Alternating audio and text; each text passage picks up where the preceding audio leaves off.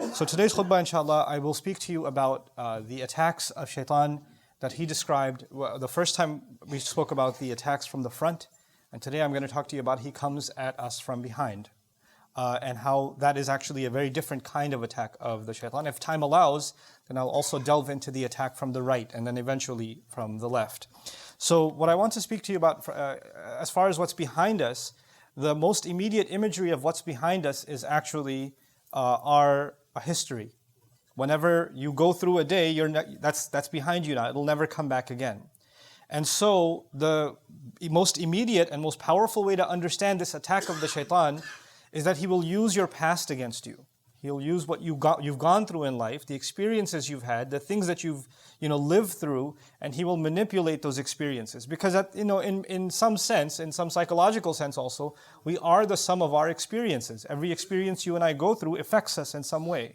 It impacts the way we think, it impacts our emotions, maybe it even affects our future decisions. Somebody who gets into a car accident, the way they drive changes.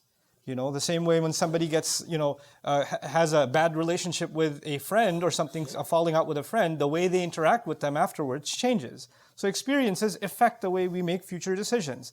Now shaitan, his job is to try to mess us up in some way, get us off the straight track. So I'll highlight some of the ways he uses our past against us, and we think these are thoughts that are happening inside of our own heads, while it's actually the shaitan. And that's one of his great successes, is you think that these are your own thoughts. But these are wasawis. These are just whispers of the devil where he's trying to make you fall back into something that you may have fallen into before. One of the ways that he does that is that maybe, for example, you used to be a better person. Maybe you used to be more diligent with your prayers. Maybe you were more observing of, if Allah forbade something, you stayed away from it. And if Allah said this is allowed and that's the only thing, you were content with that. And you didn't fall into Allah's disobedience. And you were good. You could look back and you say you were good. And some people are like that. They look back and they say, you know what? There was a time I was a much better person. I'm disappointed with myself now. I remember the time when I used to stand in prayer and I used to cry. I don't know the last time I've shed a tear. Or I used to feel so much connected to Allah. I used to just kind of do dhikr all the time. I used to make the dua for coming into the house or leaving the house or going into the restroom or coming out of it. Or I used to just have every excuse to remember Allah. I used to be much kinder with my words. Now I use foul language. I use bad words against people. I lose my temper. I speak about people. I backbite. I've developed all these habits. I didn't used to be like this. But I was a much better person. So there's one thing to compare yourself to somebody else, but even when you compare yourself to yourself, some people were in a much better place before. And so shaitan says, well, that part of you is dead. That's gone. That's never coming back. Listen, that's over with. This is who you are now. And he'll make you almost give up on yourself. While the reality is that if you were capable, if Allah made you capable of living a certain way and living by a certain standard, and you upheld it, you were able to do it, then that actually means that you will forever be capable. That's actually proof to yourself. It's one thing that you never accomplish something. You were never able to accomplish something. And you say, well, I can't do it. Well, maybe there's some truth to that. Maybe you haven't even tried. Or maybe I can't say for sure that you're capable. But you lived by something. You had certain capability. You were doing better. Now it's known that you have that, you possess that in you, that faith in you, that strength in you. And so shaitan wants you to convince you that you no longer have that capability because of whatever experiences you've gone through or I've gone through. Now we will never go back to who we were again. At least in our spiritual sense, we can't go back. Now understand something. Emotionally, maybe you can't go back. Emotionally, when somebody's scarred, maybe they're changed forever and that's okay. That's life. That happens. Maybe if somebody, the loss of a child is not something easy to get over, for example. So there are kinds of trauma or kinds of experiences that maybe our entire lives will be chipping away at trying to heal, and we may never get there. But shaitan uses that to mess you up not emotionally but spiritually, to mess with your connection with Allah, and to basically get you to say, well, you know what? You've gone through these experiences, so what's the point of prayer? The prayers no longer count. And so that's one kind of attack the shaitan uses against you and me, is to make you lament, make you think back with regret about better days that are never going to come back for you. The other thing shaitan wants you to do from behind is, bad experiences that you had, and you start questioning, why did this happen to me? right? You and I have gone through terrible experiences in life. This is a part of life. Allah created this life as a trial, and every one of us has different kinds of trials, and some of those trials are not easy. And when you think about what happened, it's very painful. And it can be paralyzing. It can be something that you're overwhelmed, almost reliving the event that occurred in the past. And one of the things Shaitan wants is to keep you there, to keep you thinking about the past, to keep you thinking about what happened, and keep questioning, why did this happen to me? Why did this happen to me? Why did this happen to me? Maybe I deserve it. Maybe I'm cursed. Maybe I'm no good. This is why Allah is angry at me. This is why He made this happen to me. And so you live in that moment that happened some time ago that Allah actually brought you out of. But Shaitan doesn't want you to come out of it. He wants you to stay in that hopelessness because he wants you to be convinced, like he's convinced, that Allah has no hope for him, or that he's hopeless case. There's no turning back for him, or that Allah hates him even. So people will develop, you and I might develop, because we're thinking about that event all the time, not just anger towards people who hurt us, but even towards Allah. Like, why did He let this happen to me? Why did He do this to me? I didn't deserve it. And so when you think about the kinds of experiences that prophets went through, alayhimu salatu wassalam, you'll appreciate something. The prophets Allah talks about in the Quran are, in so many cases, people that had such difficult lives.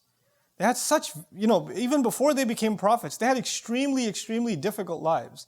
Think about the life of our own messenger, sallallahu alayhi wasallam, whose parents die in childhood, right? Who goes through, one care to another care to another care, and every time he has somebody that is basically taking care of him, they pass away, and he's passed on to someone else, and he's passed on to someone else. How difficult is that for a child? How difficult is it for a parent to lose their child? Our messenger experienced losing children, sallallahu alaihi wasallam. And the thought to come, why did I deserve that should happen to me? Or why did my child deserve to die like this? And every time you see somebody else's child healthy and running around, it reminds you of the child that you don't have anymore. That sort of thing. So these are the kinds of pains Allah put even prophets through, alayhimu salatu wasalam. The reason I'm saying that is for you and me to know that these pains that we experience in life are not a proof that Allah has cursed you, or Allah is angry at you, or you're going through bad experiences because Allah is mad at you and Allah is punishing you for something. That's not the case. Some of the best people that ever lived had very difficult lives, had very hard times. And it's not because Allah doesn't love them. So this life was made with trials, with difficulties that we have to learn to navigate. Shaitan wants us to believe everything that happens to us, somehow figure out a way to blame Allah for it.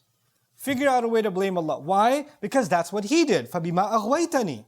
He blamed Allah. When he refused to do sajda and he was cast out, he blamed Allah immediately. That's where he wants you to get to. And so he uses that past bad experience, that painful experience, to try to pull you away from Allah also. Another way he uses your past is that he will, maybe some of us, we lived a life of sin before. Maybe you had friends or, your relationships that were leading you down a road of sin, that you kept falling in and falling in and falling in. And you figured out a way to make tawbah to Allah, and you cut off those friendships, and you cut off those relationships. Whether those people are, their judgment is with Allah. But you for yourself, you decided that those people may not be evil, but I know that when I'm in their company or when I'm around, then I fall into evil. So I'm going to try to protect myself, and I'm going to pull away as much as I can and try to fix myself with Allah. You will know in your personal life who those people are. And maybe you had people like that in your life that were pulling you into sin, whether they realized it themselves or not. And maybe it's not even their fault, maybe it's your own weakness. But since you recognize that, you say, you know what? Every time I've tried, I've fallen back into sin. I'm going to discontinue some of these relationships, not because I hate these people, not because I'm better than them, not because, I want them to suffer, but because I want to save myself. I want to pull myself away. And when you pull yourself away, Shaitan will come and say, hey, don't you miss the old friendship? You don't miss those guys? You don't miss her, man? You don't miss this? You don't miss that? And he wants you to pull back. Go back. Go back. Go back. The same way some people left sin. Literally sin. They left drinking. They left drugs. They left adultery. They left fornication. They left evil deeds. They walked away from them. They changed. But sometimes the devil comes and triggers you and says, hey, you're going through a hard time. Just one time. Just go back. Not forever, but come on, you had a hard week. It's been a tough month. You've gone through a lot. Just go back just a little bit. And you know what that used to be like. And they say in Arabic, there's a saying in Arabic, kullu mamnu' matlub. Everything forbidden is desirable. Right? So even though after faith, you develop a regret and an embarrassment over the sins you and I may have committed. And we develop almost a hatred for repeating those sins again. At the end of the day, we're also human beings. And human beings have temptations and desires. And that's one of the things that shaitan wants to manipulate. So he'll try to pull you back and try to get you to say, hey, come on. You know how it used to be, right? It was so much better for you. You felt so much easier. And why deny yourself? Who's going to find out? Just go back. So he wants to pull you back into a way of sin. This is the way that he comes at you from behind. So many pulls at you from what is drawing you into what used to be. And you have to be mindful of that. It may be, and it'll lead us into talking about how shaitan attacks us from the right. Maybe I'll talk a little bit about that today. But I want you to understand something. Shaitan doesn't necessarily tell us to do the wrong thing. This is important. Shaitan doesn't necessarily tell us to do the wrong thing. Shaitan wants us to take one step. And when you take one, if a destination is 1,000 miles away, if a destination is 1,000 miles away, and you just took one step, you're not going to feel like you made any progress. You're not going to feel any harm. If there's a fire 100 feet away, and you took one step towards the fire, are you going to feel any hotter? No. I didn't do it. I didn't burn. Nothing bad happened. And he's okay with one step. He's completely okay with one step. And if somebody else says, hey, you're taking a step, I was like, what, did I touch the fire? I didn't touch it. There's nothing wrong with that. So he says, yeah, there's nothing wrong with it. Just a little bit. Just a little bit. And then the next time around, just one more step. Just one more step. Just one more step. This is exactly what he did with our parents. The entirety of Jannah, the size of Jannah, is greater than the skies and the earth. عَرْضُهَا السَّمَوَاتُ وَالْأَرْضِ. The real estate size of heaven is the entire skies and the earth combined. All of it combined. And Jannah is called Jannah because the Arabic word Jannah means covered in green or covered in trees.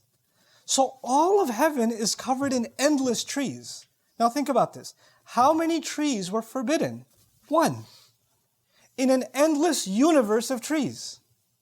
So even if that one tree is forbidden, staying away from it would be pretty easy because it probably would be hard to find because it's one tree in trillions and trillions of trees. And yet shaitan gets them to take one step, then another step, then another step, one step at a time. He won't come out and say, do haram. No. He'll mask it somehow. He'll mask it. And that leads me into at least introducing you to how the devil pulls us from the right. How shaitan gets us from the right. Understand, the first thing about the right that I'd like you to know is that the Arabic word right is used for good deeds. It's also used for honor and nobility. When somebody gives you their yameen, actually means their right hand, means they've taken a pledge or an oath. When people shake hands, the right hand, that means that they're going to honor their deal. And in many cultures, it's the right hand. As a matter of fact, when you go to court and testify, the fact that your testimony is good and credible is you raise your right hand. So the idea of the right hand in Arab culture and also other cultures is that of nobility, good deeds, doing things the right way, which is why on Judgment Day, we pray to Allah that we are people of the right hand. Ashabul Yameen. We're people of the right hand. So the right is associated with good. Similarly, the angel that you know about documents our good deeds on the right. So the idea of the right is associated with good, which is confusing because the devil is trying to attack you from the right. You would think the devil would attack you from evil deeds. But what Allah is saying is the devil's actually going to try to attack you and me from good deeds. What in the world does that mean? There are lots of ways that he does that. I will introduce you to one of them today, inshallah, and we'll call it a day because I don't want you to I want you to keep some of these things present in your mind also. I could deliver lots of information to you, but I want you to be able to retain these things and spend time this week thinking about them. My hope in these khutbahs, as we go through these ayat of Surah Al-A'raf, is that we consciously think about what this means in our lives. You consciously, this is what the devil does. How does he do that in my life? This is what he talked about here, what Allah told us here. Well, how does that apply to me? And the way it applies to you may not be the way it applies to the person sitting next to you. The person even in your family. It's different for you and it's different from someone else because he studies each of us separately. He attacks each of us separately. So from the right, just one thing that I want to highlight to you, and inshallah we'll talk about more next week, inshallah ta'ala, is that he comes at us, Allah says, وَزَيَّنَ لَهُمُ الشَّيْطَانُ أَعْمَالَهُم. That shaitan beautified their deeds to them. This is one of the scariest ways he comes at us from the right. We came and prayed. That's a good thing. We did a good deed. People go to do Hajj. That's a good thing. People fasted. That's a good thing. These are good deeds. Somebody gave charity. That's a good thing. You help somebody. That's a good thing. But when you start thinking that your good deeds are absolutely accepted by Allah and you're all set, you have nothing to worry about now because you've done good deeds. Because you prayed, so you're a good person. Man, all those people who don't pray, I feel sorry for them. Because you're now in a better position because you did something good. And that he starts gassing you up with your good deeds. And he starts filling you with this false image of yourself that because you've done so much good, clearly you're amazing. Clearly Allah loves you. And you're so much better than those people who don't do those good deeds. Now these good deeds, the purpose of them, every time we do something good for Allah, I want you to remember just one example, and that is of Ibrahim alayhi salam. Ibrahim alayhi salam did one of the most amazing deeds ever done. He built the Kaaba. And think about that. Every time somebody prays, he gets a part of that reward because we pray towards the Kaaba. So since its construction, just like, people who help build this place, anybody who prays here, they get a reward. They get a piece of that. Anybody who prays in any masjid, anywhere on earth, every time they pray, a piece of that reward goes to Ibrahim alayhi salam. It's incredible, the deed that he did. And you know what? When he was building the Kaaba with his son, and this is one of the most amazing deeds. If you want to talk about a deed that you did, which means you're set. I mean, your count of good deeds the commission is incredible. It's incredible. As he's building the Kaaba, you know what dua he made? He asked Allah, رَبَّنَا تَقَبَّلْ مِنَّا إِنَّكَ أَنْتَ السَّمِيعُ الْعَلِيمُ. Our Rabb, our Master, please accept from us. Please accept from us. As though he's not confident that this is good enough. Maybe one brick didn't go in the right place. Maybe my intention wasn't as pure as I need it to be. Maybe Allah is not pleased with maybe I got a little lazy here or there. He's questioning himself. He's not confident, Ya Allah, thank you for giving me this honor.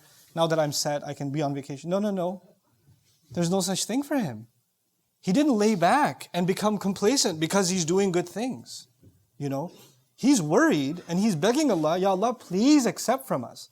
When you and I pray Jumu'ah, at the end of that prayer, how confident are we that the angels documented a perfectly executed prayer? Or did our mind go somewhere? Did our phone, buzz for a second and our mind went somewhere else? Or we were thinking about 20 different things when we were praying? Or we were, jittering and bothering somebody else when we're praying. We do all kinds of things when we're praying. How imperfect are our prayers? For you and I to think, man, I went to Jummah. I got there even before the adhan. What's up with that? That's like, I should get VIP tickets to Jannah. Because, seriously, I pulled it off. That's not the attitude. That's not the attitude for fasting or Hajj or any act of worship or any good deed. Don't remind yourself of the good you and I have done. Remind yourself, and I remind myself, to beg Allah to accept whatever we've done. That's what Shaitan doesn't want. He wants us to think we're all good. Now that you did a good deed, you're set. So may Allah Azza wa Jal protect us from the attack of Shaitan that comes from behind, and may Allah protect us from the attack of Shaitan that comes from the right. Barakallahu li wa lakum fil Qur'an al-Hakim wa nafa'ani wa iyyakum bil ayati wa dhikr al-Hakim.